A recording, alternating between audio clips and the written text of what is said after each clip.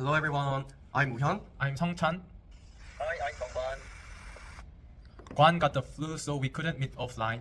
So today we gotta watch Ricky Gervais' 2016 Golden Globe monologue features. Let's enjoy the video.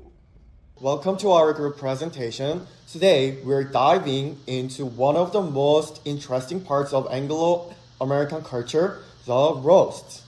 That's right. In Korean culture, our ceremonies are usually formal and respectful. But in the US, they sometimes use insult-based humor to break the tension. So we wanted to explore how humor works as a social tool in this setting. Okay, I've heard Ricky Gervais is famous for crossing the line, so I'm honestly a bit nervous to see what he says. Shall we take a look? Okay, then let's play.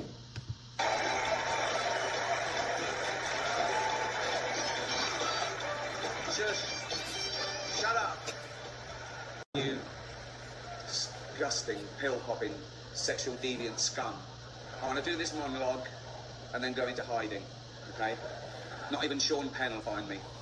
We're live on NBC, and it's right that NBC hosts this award show because they're the only network who are truly fair and impartial. And that's because they're the only network with 0 nominations. So... Wait, whoa, did he just tell the audience to shut up in the first 10 seconds? And he called them disgusting? It's shocking, right? In a Korean context, this would basically be a broadcast accident. Exactly. So, but watch how he quickly switches to joking about himself. So he even makes fun of NBC, the network that hired him, calling it the only network with 0. So by making fun of himself, first, he makes it okay to tease others later. That's smart. Okay, let's play. Nothing in it for them tonight. They don't care who, they don't care, obviously. But as I say, I'm going to be nice tonight. I've changed. Not as much as Bruce Jenner, obviously. Now Caitlyn Jenner, of course. She became a role model for trans people everywhere, showing great bravery in breaking down barriers and destroying stereotypes. She didn't do a lot for women drivers, but... You can't have everything, can you? Not at the same time.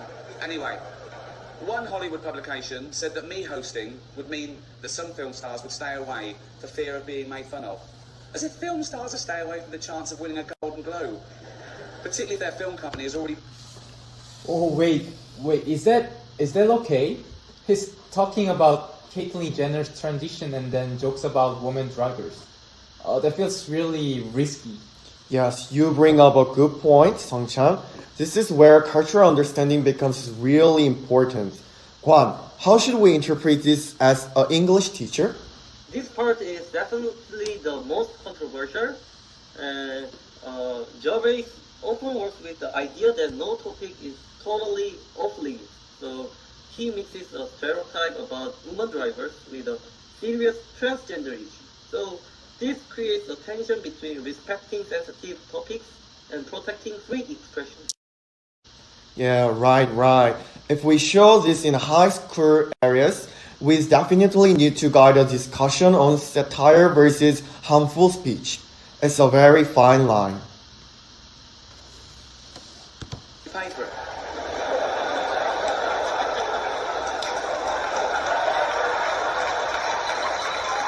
Lawrence made the news when she demanded equal pay for women in Hollywood, and she received, overwhelming support from... There were marches on the street with nurses and factory workers saying, how the hell can a 25-year-old live on 52 million? There were plumbers around the world going, poor girl in town, fucking hell. So, but joking aside, of course women should be paid the same as men for doing the same job. And I'd like to say now that I'm getting paid exactly the same as Tina and Amy did last year for hosting it. Now, I know there was 2 of them, but it's not my fault if they want to share the money, is it? That's their stupid fault. Okay, I get this one. He's supporting equal pay, but at the same time pointing out how rich these actors are. Yes, he is pointing out how disconnected Hollywood stars can be from everyday people. Yeah, I also like how he says joking aside as if he's becoming serious. but then immediately adds another joke about paying actress less. It keeps the audience on their toes. Okay, so after watching the whole clip, what's our takeaway? For me, it was a kind of culture shock, but I learned that in the US, humor can be used to question power and authority. It's not just about being funny, it's also about being critical. I agree. From a language learning perspective, this clip is great for teaching tone and context. So students can learn that how you say something can be just as important as what you say. Okay, great points. As future educators, understanding these differences helps us teach English not only as a language but also as a window into another way of thinking. Thank you for watching our reaction. Bye bye. Bye bye.